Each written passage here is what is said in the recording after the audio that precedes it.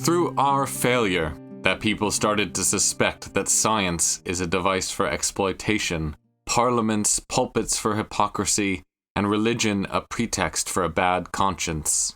In the tantalized souls of those who had faith in ideals, suspicion became a dogma, and contempt the only solace.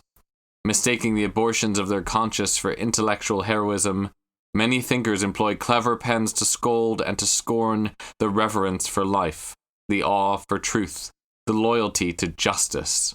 Man, about to hang himself, discovers it is easier to hang others. That passage is part of a speech read in March 1938 by Rabbi Abraham Joshua Heschel.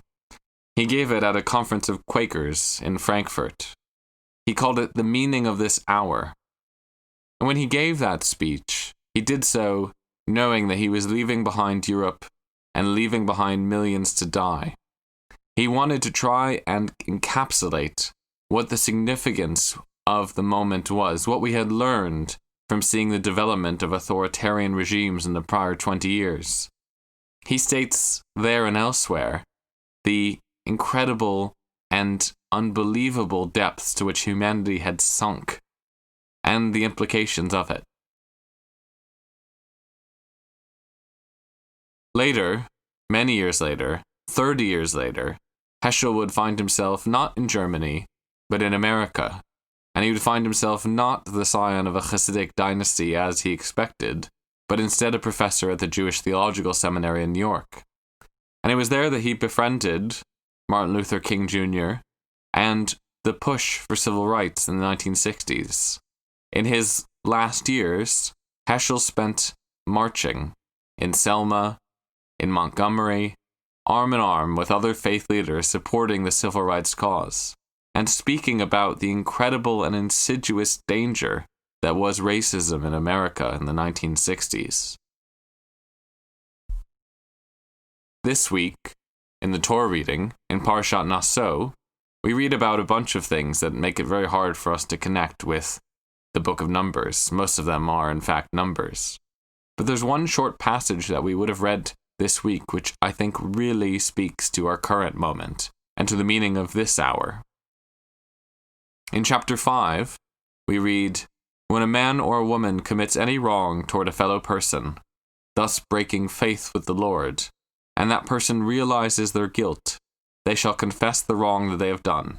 They shall make restitution in the principal amount and add 1/5 to it, giving it to the one who was wronged." It goes on in the following verses to describe a third aspect of that procedure for making things right, which is to actually wait until Yom Kippur and to offer the goat that would have been sacrificed in the biblical notion of Yom Kippur. And the result is that this ambiguous passage around some kind of wrongdoing has a threefold structure. There's confession, as we read, there's restitution, and ultimately, there's Yom Kippur and the repentance that comes from it.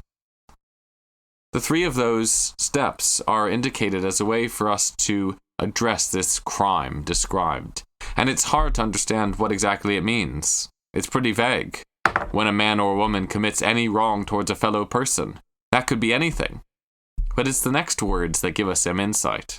Because what's translated here in the English as thus breaking faith with the Lord is actually a very specific word in the Hebrew. It's a word called mi'ilah, which is hard to translate, but seems to mean something akin to appropriation or exploitation. The crime being described in our parasha in this sense is about taking away from someone who deserves something that which was due to them.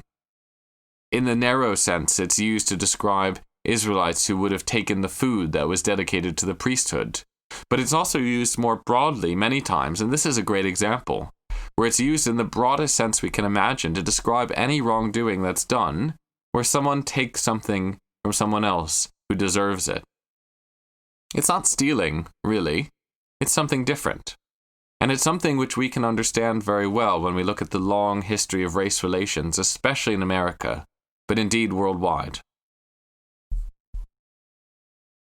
We, whoever we are, have committed many of the crimes which we might count as me'ilah, especially vis-a-vis those of ethnic minorities, and especially those of black minorities in America. They have been deprived of what they were due, not only freedom and liberty for hundreds of years, but equal civil rights since then. And up until today, they're deprived of the freedom and right to live safely, without worrying about coming to harm from their own government, without worrying at every traffic stop whether they're going to make it out of it alive. That's me'ilah.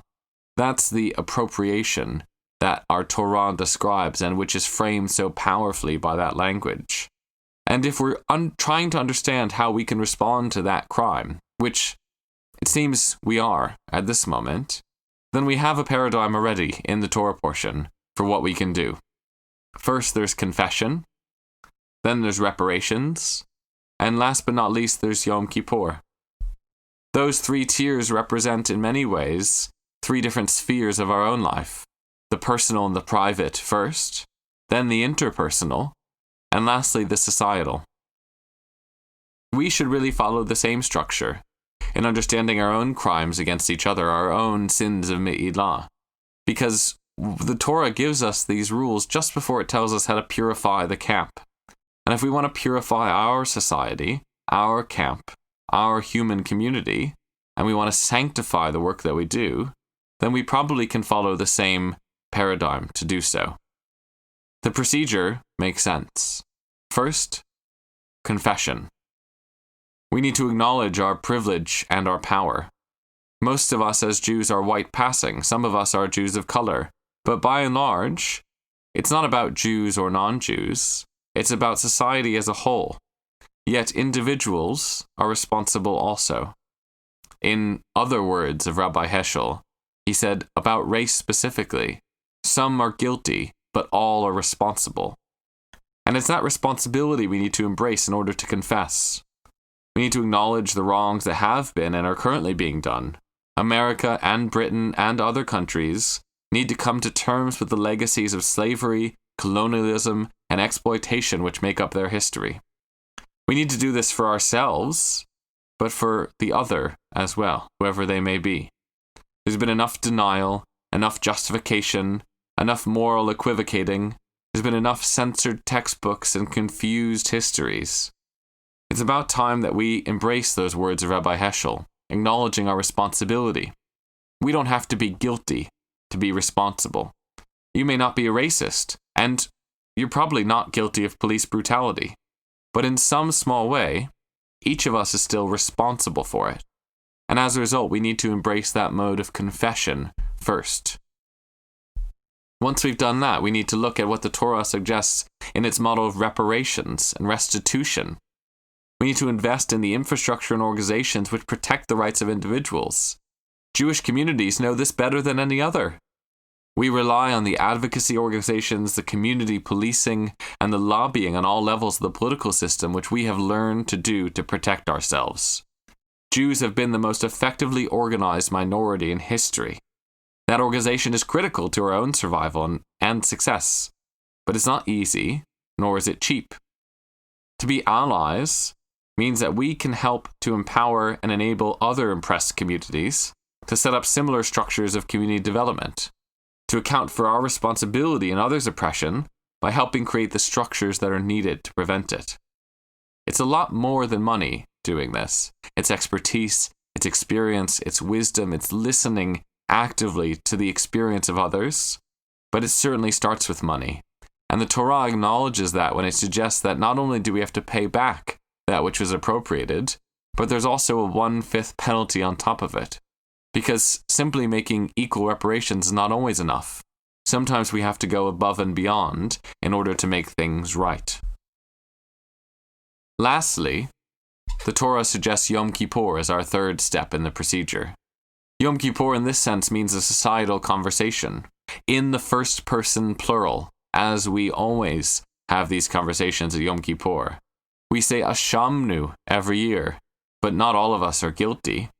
We say that because of the power of that personal and societal language intertwined in the first person plural.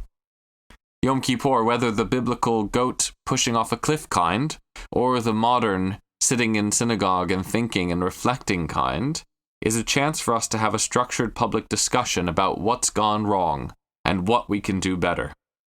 We spend that day thinking that we have made mistakes. We say, we have cheated, we have stolen. We also need to say, we have enabled racism and oppression, driven by a latent white supremacy central to Western societies, to go unchecked for too long. But if we simply jump to this step and don't do the first two, it's meaningless and facile. But if we do the first two right, if we understand our personal private confession, and if we understand our interpersonal responsibility for restitution, then when we bring it to that societal level, in the example of Yom Kippur, that's when we can escalate real change. Parashat Naso gives us a real framework for understanding how to address this ambiguous crime of me'ilah, of taking what isn't ours.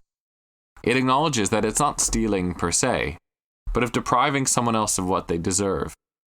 And when we reflect on the huge and important moment that we're in, the meaning of this hour, the meaning of this moment, should prompt us to understand our responsibility. Because while we might not be guilty, we are all responsible. Shabbat Shalom.